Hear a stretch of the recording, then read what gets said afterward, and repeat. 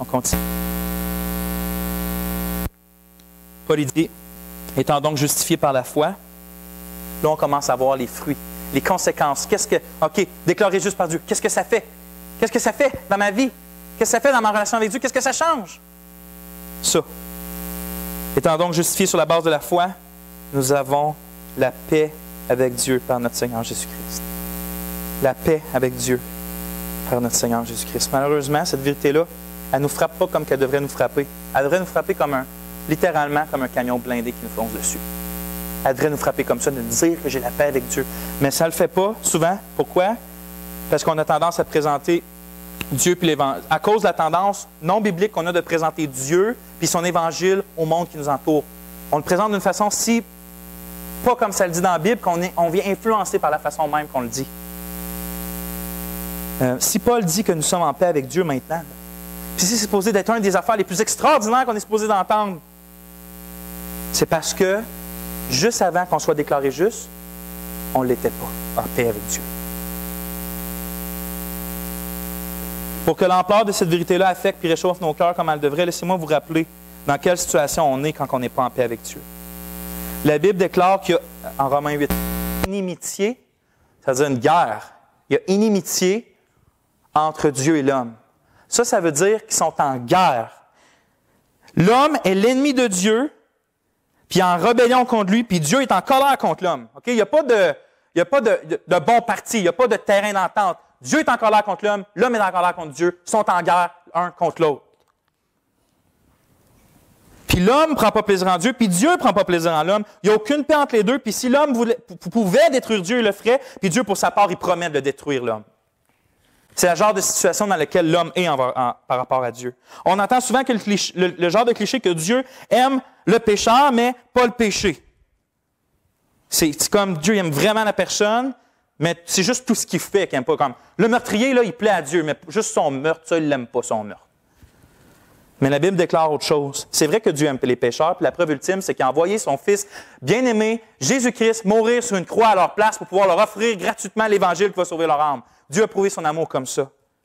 Mais ça diminue en rien la vérité aussi qui est dit au psaume 5, où il est écrit « Car tu n'es point un Dieu qui prenne plaisir au mal, le méchant n'a pas sa demeure auprès de toi, les insensés ne subsistent pas devant tes yeux, tu haïs tous ceux qui commettent l'iniquité. » Pas tu haïs l'iniquité de tous ceux que tu aimes, tu haïs tous ceux qui commettent l'iniquité.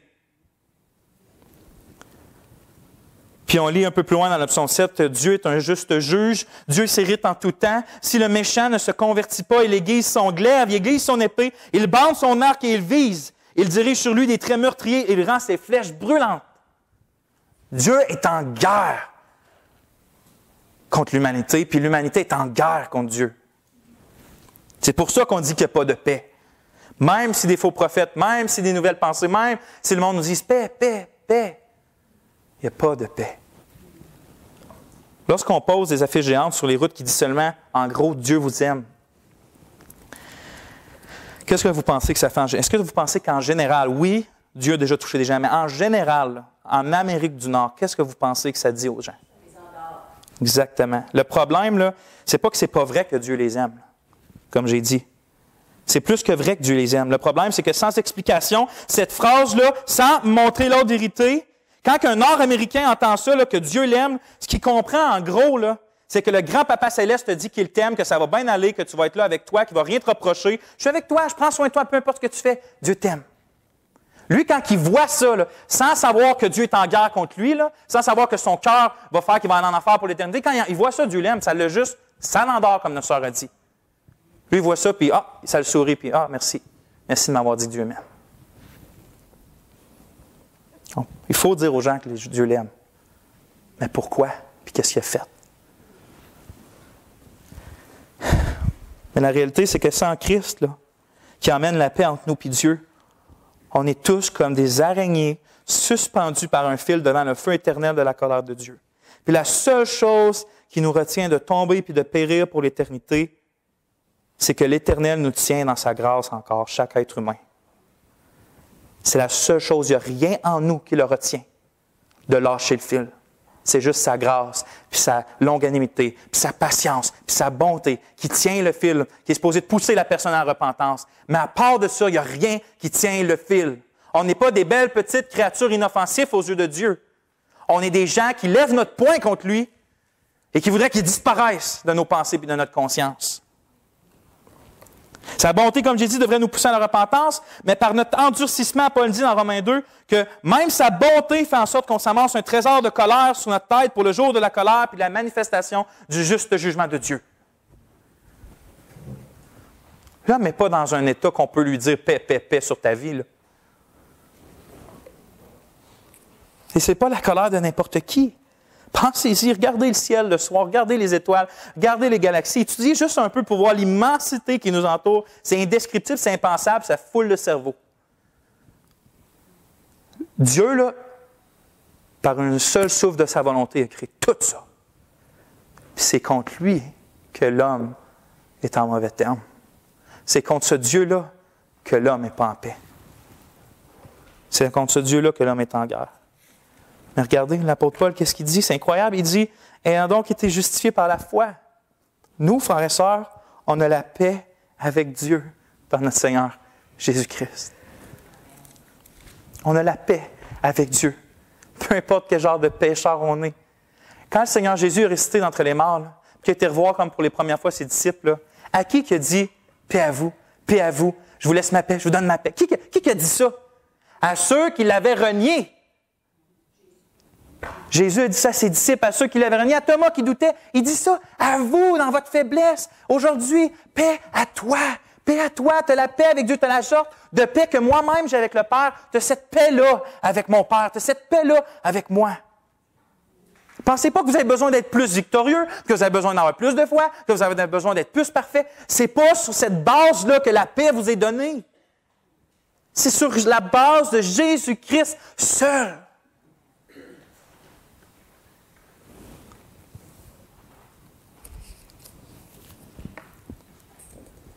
On n'est pas supposé, si on arrête ça dans nos têtes, plus que les mensonges de Satan, plus que fixer nos yeux sur nos propres faiblesses, là, quand on se lèverait le matin, là. Puis tu te lèves, là. Puis que t'es marabout, t'as pas bien dormi, puis la première chose que tu dis à ta femme, au lieu que tu l'aimes, c'est une bêtise ou t'es bête avec. Puis là, tu te sens mal parce que tu es l'Esprit de Dieu. Fait que si tu comprendrais l'Évangile, la première chose que tu ferais, là, c'est que tu irais te cacher dans la paix de Dieu. Tu irais le voir. Lui, tu ne ferais pas comme « Oh non, j'ai parlé mal à ma femme, va falloir que je vais attendre une journée ou deux, le temps que j'ai quasiment oublié ça pour tourner dans la présence du Seigneur. » La paix de Dieu est constamment disponible, à chaque instant. On va le voir parce que regarde ce que Paul dit, il dit qu'on est justifié par la paix, qu'on a la paix, qu'on a la paix avec Dieu par notre Seigneur Jésus-Christ, puis il rajoute « par qui aussi, aussi, nous avons trouvé accès par la foi à cette grâce dans laquelle nous sommes. » Et comprenez, il dit que par Christ, qu'on a été justifié par la foi, il nous a donné aussi accès dans cette grâce dans laquelle nous sommes. On va voir qu'est-ce que ça veut dire dans laquelle nous sommes. Mais là, il dit qu'on a accès à une grâce. Puis le mot grec pour accès, c'est pas simplement qu'il nous rouvre une porte puis il dit « Vas-y quand tu veux. » C'est pas ça, c'est il t'a introduit, il t'a pris par la main, il a ouvert la porte, il t'a emmené dans la présence de grâce de Dieu, au trône de grâce, il a refermé la porte, il les a barrés, et il t'a introduit à Dieu, il t'a introduit à sa grâce. Vous vivez toujours, à chaque seconde, dans la présence gracieuse de Dieu. Vous êtes dans la salle de son trône et vous êtes constamment là. C'est là que Christ vous a emmené. Fait que vous n'êtes jamais ailleurs. Vous vivez dans une bulle de grâce, toujours. Puis c'est pas une grâce faible que tu peux prendre et pas prendre. La grâce de Dieu, c'est pas juste un état, c'est pas juste quelque chose que tu regardes puis peut-être. La grâce de Dieu, tantôt, Gérard le lit quand il lit Romains 5, elle règne, la grâce de Dieu. Elle règne, elle a autorité, elle est puissante, la grâce de Dieu. Puis Paul peut dire que par la grâce de Dieu qui agit puissamment en elle, il est rendu qui a servi plus que toutes les autres qui l'entouraient. La grâce de Dieu est une puissance qui agit en nous. C'est pas juste comme une espèce de « Ah, la grâce, si tu veux bien la prendre. » là. Il t'a emmené dans le trône, il t'a emmené où il y a le trône de grâce et tu es là et cette grâce-là agit en toi. Le seul problème, c'est que tu la négliges. tu la négliges. Quand tu as péché là, la veille, puis tu as été un chrétien pourri, là, puis que tu te lèves le matin, là, qu'est-ce qui t'empêche? C'est pas parce que c'est juste que tu négliges la grâce qui est toujours là avec toi. Tu devrais aller te jeter aux genoux et dire, Seigneur, tu m'as amené dans ta grâce. Tu m'as donné libre accès dans ce trône-là, et j'y viens, et j'y viens. Tous mes péchés sont pardonnés. Je suis justifié, tu peux aller à Dieu comme, imagine-toi là, misérable comme que tu es, là, mais tu as toujours un manteau que tu ne peux pas enlever. C'est lui de Jésus-Christ. Tu penses-tu que si le Seigneur Jésus se tourne vers le Père, là, que le Père va faire Jamais. Le Père est toujours en communion avec le Fils. Mais quand tu portes son manteau, le Père ne dira jamais Quand Isaïe, là, 59, je crois, dit que nos péchés, là, c'est nos péchés qui mettent une séparation entre nous et votre Dieu, là, ça ne s'applique pas à vous, frères et sœurs. Dans le contexte, c'est appliqué au peuple rebelle d'Israël qui ne veut pas écouter son Dieu, puis qui crie à lui même s'il est pécheur, puis Dieu dit, je ne vous écoute pas parce que vos péchés mettent une séparation entre vous et nous. Mais vous qui êtes dans la nouvelle alliance de grâce ou que Christ vous a emmené, la face de Dieu ne vous est jamais coupée, cachée. Jamais. Vous êtes seulement à vous tourner puis le regarder. À vous tourner puis le regarder. Puis sa grâce ne va pas juste te rassurer que tu es pardonné, te rassurer que tu es justifié. Quand on lit dans 1 Jean que si nous confessons nos péchés, il est fidèle et juste pour nous les pardonner et pour nous purifier de toute iniquité. Quand tu te tournes, il va te transformer en même temps. Parce que tu es juste à ses yeux. Il voit un juste quand il te regarde. Il voit un juste. Il voit la justice de Christ.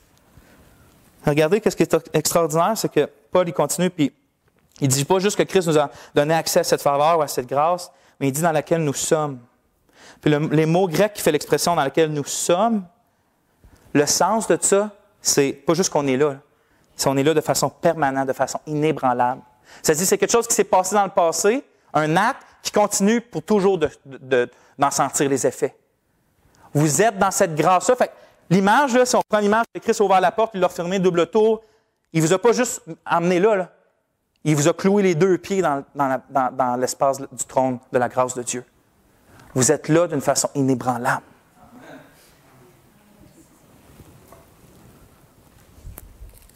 Sa garantie, sa faveur, sa grâce à notre égard est une garantie inébranlable. Elle ne va jamais partir.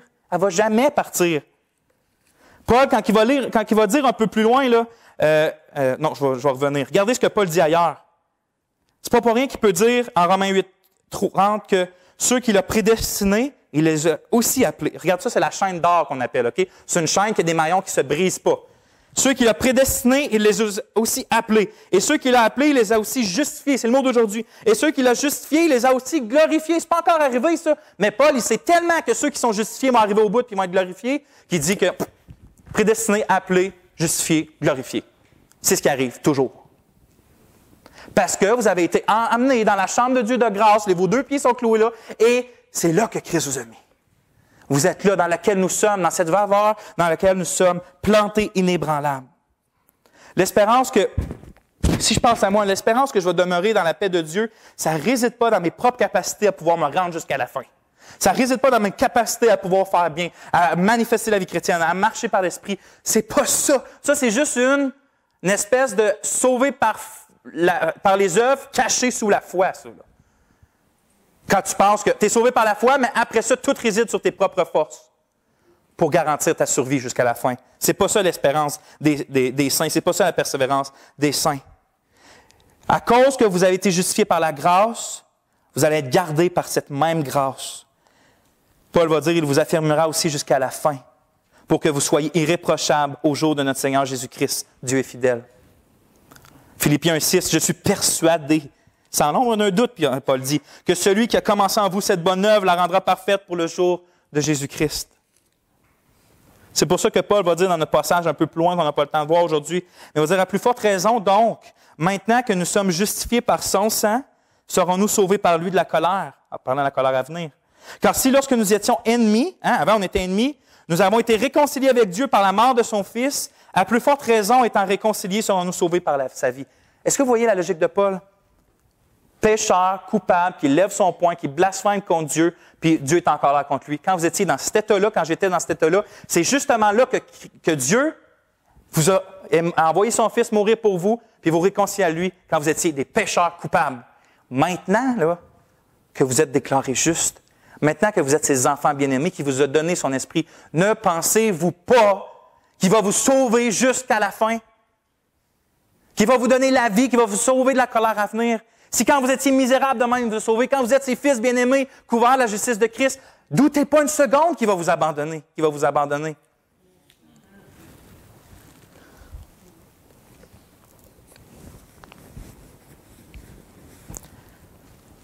Un des fruits de la justification est donc notre union avec Dieu est éternelle et en sécurité. On a la paix avec Dieu.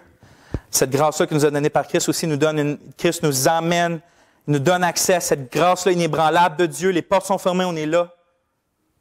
C'est tous des fruits de la justification. Puis une autre, on va finir avec ça aujourd'hui. La joie dans l'espoir de sa gloire. Il dit, on va relire, ayant donc été justifiés sur la base de la foi, nous avons la paix avec Dieu par notre Seigneur Jésus-Christ, par qui aussi nous avons trouvé accès par la foi à cette faveur dans laquelle nous sommes, et ça c'est une autre chose, et nous nous glorifions, ou nous nous réjouissons, c'est la même chose, dans l'espérance de la gloire de Dieu. Paul il dit, OK, tu as la paix avec Dieu, premier fruit. Il y a quelque chose en plus aussi. Pas juste la paix présentement, mais cette paix-là est tellement assurée, est tellement solide là, que tu as d'autres choses que tu peux avoir. C'est d'être joyeux à cause que tu as l'espoir de quelque chose, puis l'espoir c'est assurance, à cause de l'assurance que tu vas goûter à la gloire de Dieu. Frères et sœurs, le Dieu qui était 100% contre vous avant, là, que vous ne pouviez pas goûter à sa bonté, à sa grâce, à sa souveraineté, à son autorité, à ses lois, que vous étiez séparés de ça. Ce Dieu-là là, est maintenant 100% pour vous. Puis il vous promet, parce qu'en ce moment, on a beau avoir la paix de Dieu, on n'a pas comme savoir. En ce moment, là, c'est difficile. Nos sœurs prennent le cancer, on perd des gens qu'on aime, on est formé par les épreuves, par les maladies. C'est pas notre joie, c'est pas notre espérance ultime en ce moment, même si on a la paix avec Dieu. Mais cette paix-là qu'on a avec Dieu dit un jour, tu vas pouvoir goûter pleinement à la manifestation de qui est ton Dieu. Sa justice, sa gloire, sa beauté, sa satisfaction, son intelligence, sa sagesse, son infinité, tout ce que Dieu est. Tu vas pouvoir enfin pleinement goûter à ça. Et ça, c'est ce qui peut nous rendre joyeux en ce moment. Puis ça, c'est à cause qu'on a la justification. Parce que vous êtes justifiés, vous êtes dans une grâce sûre. Et parce que vous êtes dans une grâce sûre, vous avez une assurance sûre de la gloire qui s'en vient. Pour ceux qui sont en Jésus-Christ. Pour ceux qui ont été justifiés. Pour mettre ça en contraste, regardez. Dieu dit ça de ceux qui ne croient pas en lui. Lorsque le Seigneur Jésus, c'est dans Thessaloniciens, lorsque le Seigneur Jésus apparaîtra du ciel avec les anges de sa puissance, au milieu d'une flamme de feu, pour punir ceux qui ne connaissent pas Dieu et ceux qui n'obéissent pas à l'évangile de notre Seigneur Jésus, ils auront pour châtiment une ruine éternelle, loin de la face du Seigneur et de la gloire de sa force. C'est ça qui est le plus rough dans l'éternité, c'est que tu es séparé de la gloire de Dieu. Lorsqu'il viendra à ce jour pour être glorifié dans ses saints et admiré dans tous ceux qui auront cru. Mais regardez le contraste. David pouvait dire un héritage délicieux, mais échu. Une belle possession, mais accordée. Tu me feras connaître le sentier de la vie. Il y a d'abondantes joies devant ta face, des délices éternelles à ta droite. Oui, Thessaloniciens, la première, c'est 1, 7 à 10. 1 Thessaloniciens 1, 7 à 10. Puis l'autre, c'est le psaume 16, verset 6, puis le verset 11.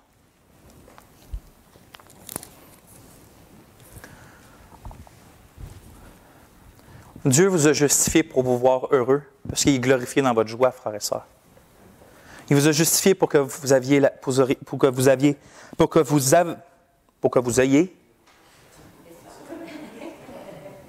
paix avec lui, accès à sa grâce pour toujours. Quand tu pêches, là, c'est pratiquement un blasphème quand tu ne vas pas tout de suite à la croix. Quand tu ne vas pas tout de suite, quand tu penses que tu es indigne d'aller à la croix, quand tu penses que tu ne peux pas y aller parce que tu as péché, la croix a été pourvue pour ça. Tu n'es pas juste pardonné, tu n'as pas juste une deuxième chance. Là. Sur la croix, là, tes péchés qui s'en viennent aujourd'hui ont été pris. Pour que quand tu arrives, puis tu le fais, là, tu puisses te mettre à genoux, là, puis dire, Seigneur, ta grâce est pleinement suffisante. Change-moi, transforme-moi. Tout ce que Dieu fait venir dans votre vie, là, tout, le cancer de notre sœur, qu'il permet, les difficultés que vous vivez, les personnes que vous perdez, tout, ça vient de la grâce de Dieu. Il prend dans sa grâce pour ses buts, pour ton plus grand bien. Jamais Dieu, même quand tu pêches puis il te discipline, c'est jamais par colère. C'est jamais parce que tu n'es plus sous sa grâce. C'est justement par sa grâce qu'il peut te punir sévèrement, qu'il peut mettre une écharpe dans ta vie, qu'il peut mettre que quelque chose va être tough. Mais tout ce que Dieu fait, c'est toujours par grâce dans ta vie. Il n'agira jamais autrement que par la grâce avec toi si tu as mis ta foi en lui. Jamais. Grâce, grâce, grâce et grâce. Maintenant, prive-toi pas de la grâce de Dieu. Jamais. Pas pour rien que on lit dans Pierre, je crois, ou dans Hébreux, veillez à ce que personne ne se prive de la grâce de Dieu. C'est comme ça que vous glorifiez. Dans Éphésiens, vous avez été appelés à célébrer la gloire de sa grâce pour toujours. C'est ça votre rôle, frères et sœurs. Prions. Seigneur,